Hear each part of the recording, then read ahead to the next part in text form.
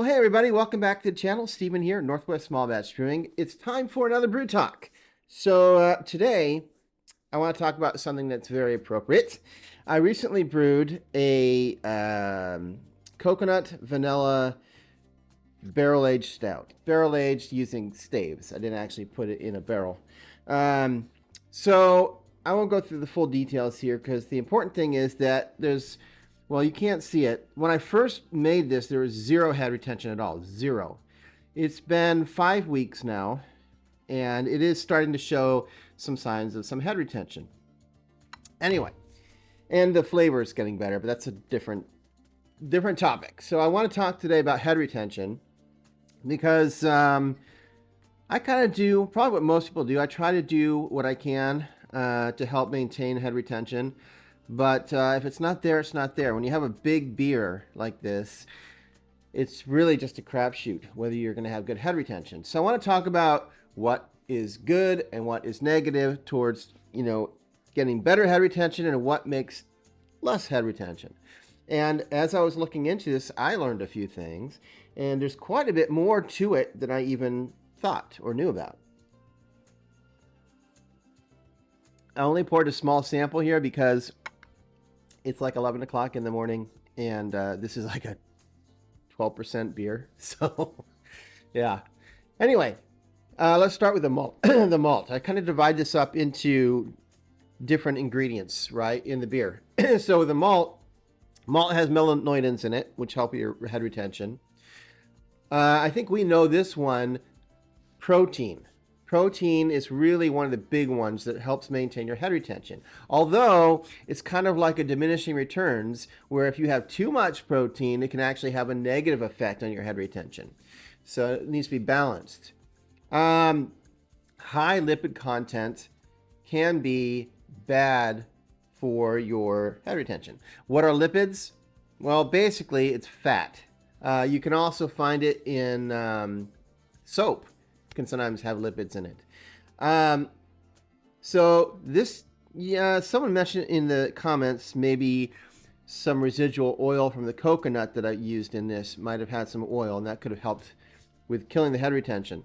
I'm not sure. I used flaked coconut or whatever that's dried. It shouldn't have really had much in the way of oil in it because it was very dry, but you never know. It could have had a little bit that could have mess with that. But adjuncts like corn or rice can also increase the lipids in your beer and kill your head retention, which I didn't know. Base malts. Base malts are good for head retention because base malts have a lot of protein in them. I also had a major dental work, so I'm drinking this kind of funny. I can kind of I won't get into it, but I had a very bad dental experience. So some negative stuff. Under modified malt, right? It can have too many large and soluble proteins that don't help head. Now, I will say the one thing about under modified malt, we don't get much of that anymore. Back when I first started brewing in 1996, that was an issue, right? Using things like 6-row and unmodified malt, that can definitely be a problem. But these days, it shouldn't be a huge issue. They say, now this is controversial at this point. It didn't used to be, but they say carapils, or what we call dextrin malt, can improve the head stability with using unfermentable dextrins. And carapils is, I forget who makes it. Is it Breeze maybe? I'm not sure. But there are, every brand, there are different versions of that. They aren't all called carapils, but there's versions of it. It's basically, like I was saying, a dextrin malt that does not change there's no fermentable sugars in it. I have some still, and I had been using it for a long time in every beer until I thought, I'm really not getting... I didn't feel like it was really helping my head retention. And then I found a bunch of articles and experiments where people said, you're being lied to, maybe, by these malt companies. There isn't really any benefit by adding the dextrin malts, and that's not really helping your head retention. So I've stopped doing carapils, and I'll explain later what I have been doing. Caramel, crystal malts, same thing, really. I mean, they're not, but they are. I mean, I'm not going to go into the details, but they're similar, very similar. They do help improve your head stability. They use melanoidins that they do help stabilize your head retention. So obviously you don't want to put too much of that in, because crystal malt can get kind of cloying quickly, and some people don't like it at all. But believe it or not, that kind of malt does help. Wheat malt. Now this kind of circles back to proteins, right? Wheat malt is very, very high in protein and has a very, very particularly strong head enhancer. I love wheat malt. The only problem is that it will make your beer cloudy. Now, a lot of beers, the type of beer it is, that's fine, right? But I don't necessarily want a cloudy beer if I'm drinking, you know, a lager, for example, or something like that, or even a amber ale or something. You don't want it all cloudy. So wheat malt, I get it, but you don't. I don't know if it works for every beer.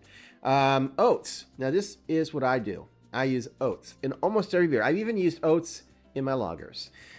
They contribute something called beta-glucans. They can also help with head and body. Too much oats can give you a sliminess to your beer that you don't want.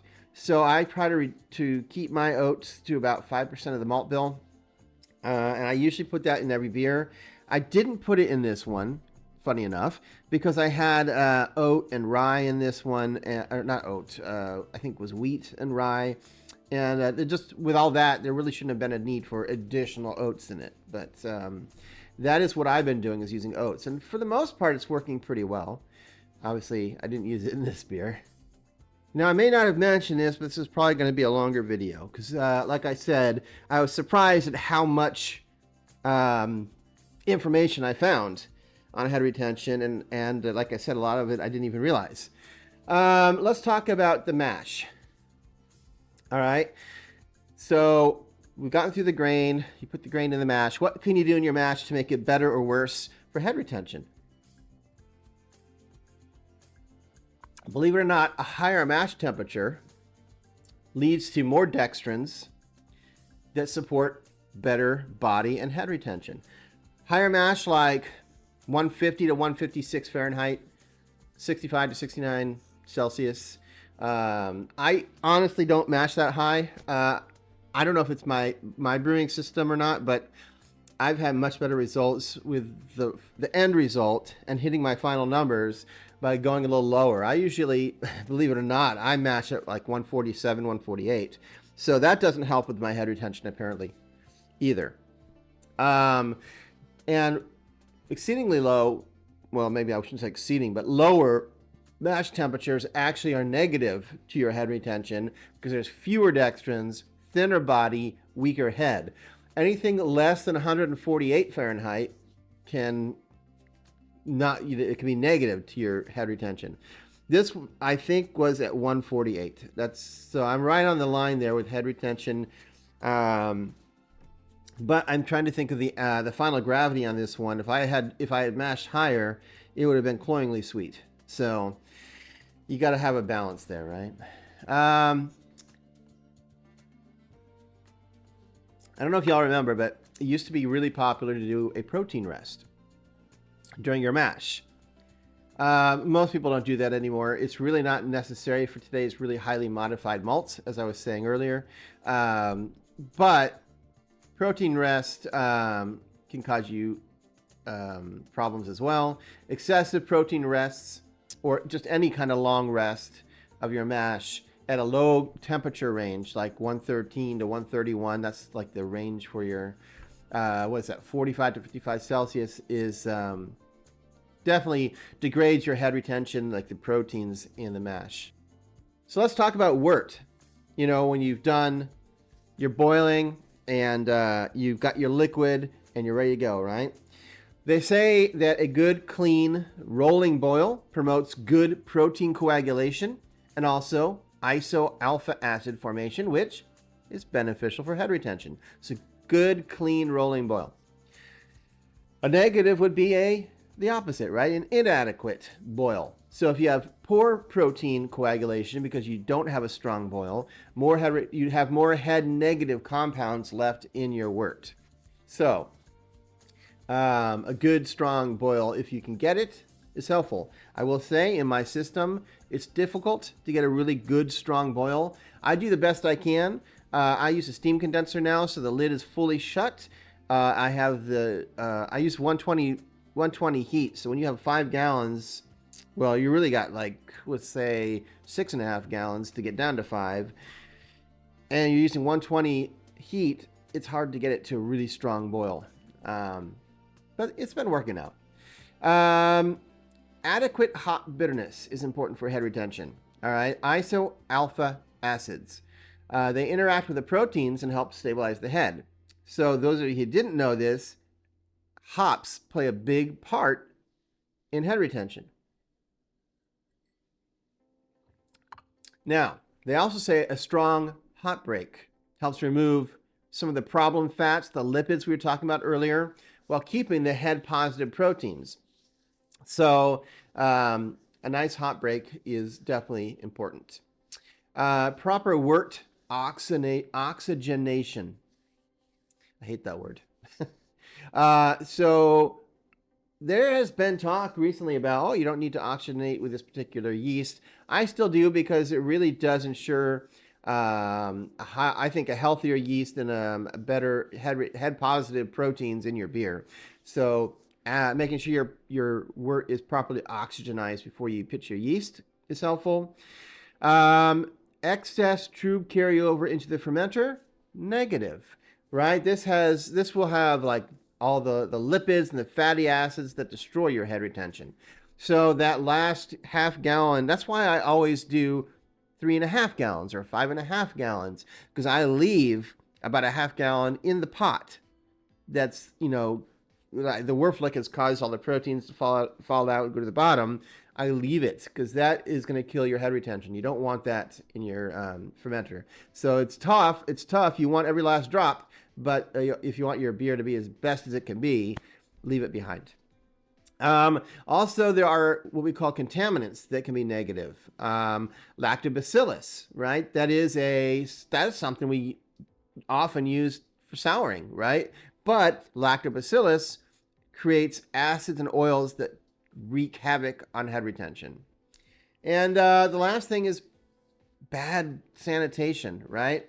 Make sure that you're using the proper sanitizers and that you're getting everything clean and properly, set before you go brew your beer.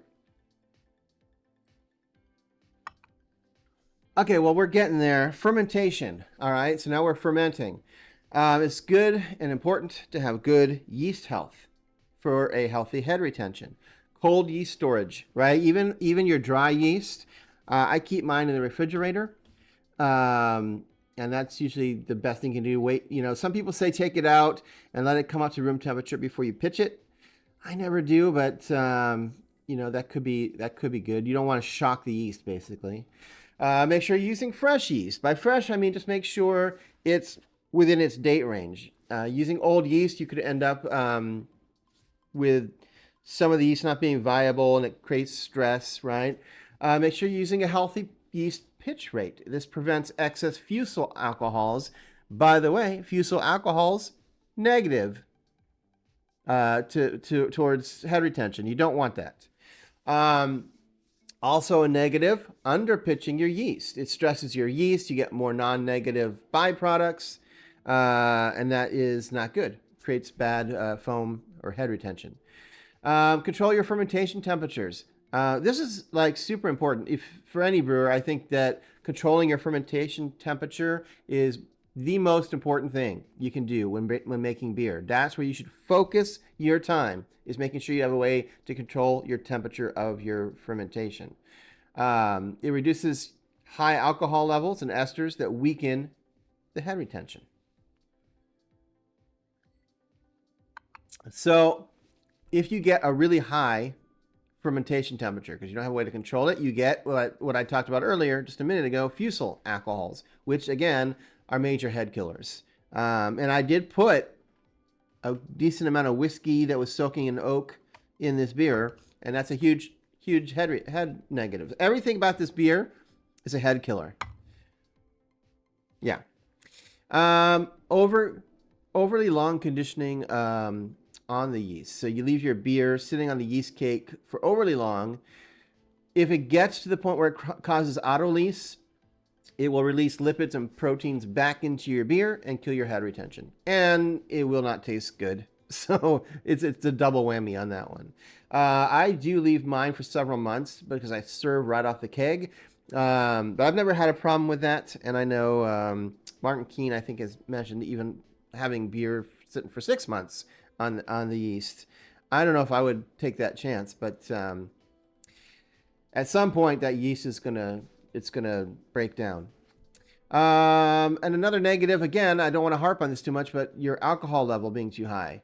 Ethanol reduces the surface tension and kills head retention. All right, so let's bring this to a close. Here's some easy things that you can focus on for better head retention. Use low protein, moderately high modified malts. Use short or no protein rest would be my recommendation. Gentle boils and more hops, or you could use hop extract. Hop extract is even better at head retention. Removal of the hot and cold break can affect your head retention. So make sure you have a good hot break on that. Also, plenty of healthy yeast with very high vitality can make a difference in your head retention. Those are easy things to focus on. Additionally, one thing I didn't talk about is carbonation. Carbonation actually does help yeast synthesize the glycerin, which helps with head retention. Natural carbonation, so we're talking bottle conditioning or keg conditioning, can actually improve even more the head retention. And then stay away from things that can destroy your head retention. Lipids, detergents, fusel alcohols. So be careful about washing your fermenter. Use stuff specifically made for cleaning fermenters. Don't use any kind of dish soap. You're not going to get it to rinse off fully, and that's going to leave lipids and things that'll break your head retention. And fusel alcohols, any alcohol that you add, but fusel alcohol or just adding, alcohol like I did, the whiskey in this, can also kill your head retention pretty hard. So even if you've brewed the perfect beer, there are things that can just absolutely ruin the head retention. As I said, oils or lipid contamination. Now I'm brewing a beer or fermenting a beer right now that's got some oils in it. And I've seen someone brew this way successfully, so we're going to see what happens. But food grease, lip balm, sanitizer residue, all this stuff can cause head retention to just go away. Dirty glassware, right? If you're pouring your beer and everything's perfect, but you have dish soap residue on your glassware, that's going to cause head retention problems. Low carbonation will affect your head retention. So make sure you've got appropriate carbonation. Over clarification can mess up your head retention. Using gelatin or I can't think, it's biofine. It strips proteins out of your beer. So if you're going to use that, make sure you use just the recommended amount. Don't go crazy with it.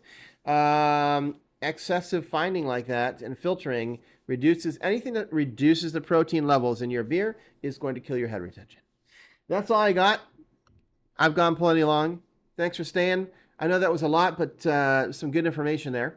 I'll be back in another week with another video or homebrew or whiskey or something. And until then, keep on brewing. Cheers.